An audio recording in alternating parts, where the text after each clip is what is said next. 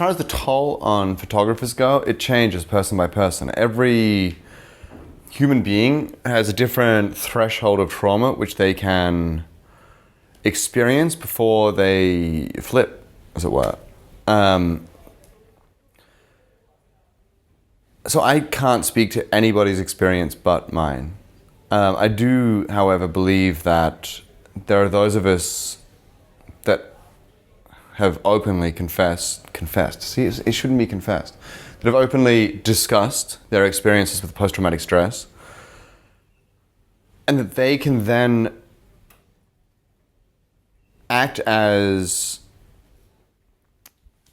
a mediator almost between, in my experience, let's say, the vets who are coming home and 98% of America who are not involved in the military anyway. Now,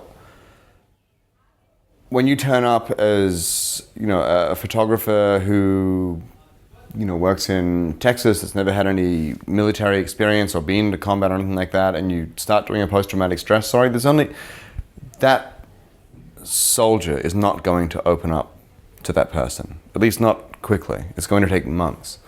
If you come in as another messed up veteran, you can hear what they say. There could be an inflection in how they say a word, and you can pick up on it because you've been there. You've experienced that. You're either going through that yourself or you've been through that and you've understood what it is. And I think it's that. I don't think this is something to be ashamed of. I mean, one of the reasons I feel like I became a war photographer is because I wanted to experience how the Second World War had affected my family so dramatically. I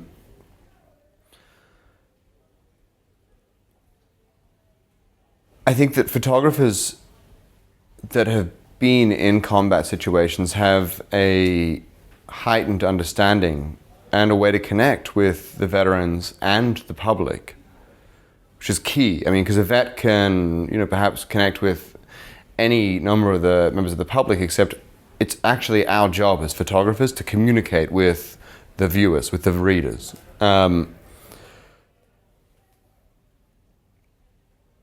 There's different ways of doing it. I mean, I try a variety of methods. Some of them are dismally shit, and then other ones work, I think. I mean, the series of pictures of crime scenes that I took were 100% intended as, there's these landscapes, like say a car park, which has two trees, I think they're birch trees, shot at nighttime, at 11 o'clock at night, which were a year prior, to when I shot it.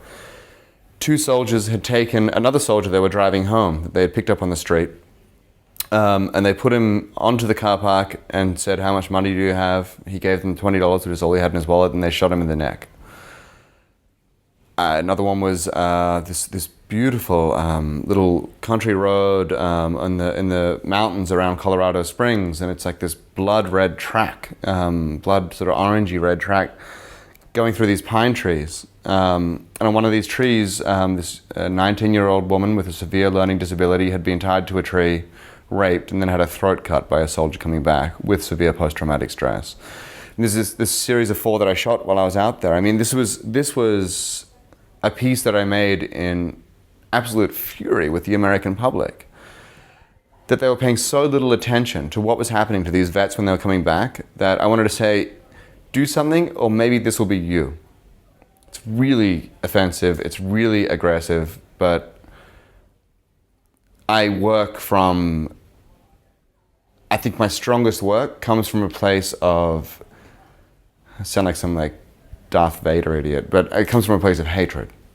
If something makes me really angry, if something really upsets me, that's when I start working. It's not hatred, it's anger.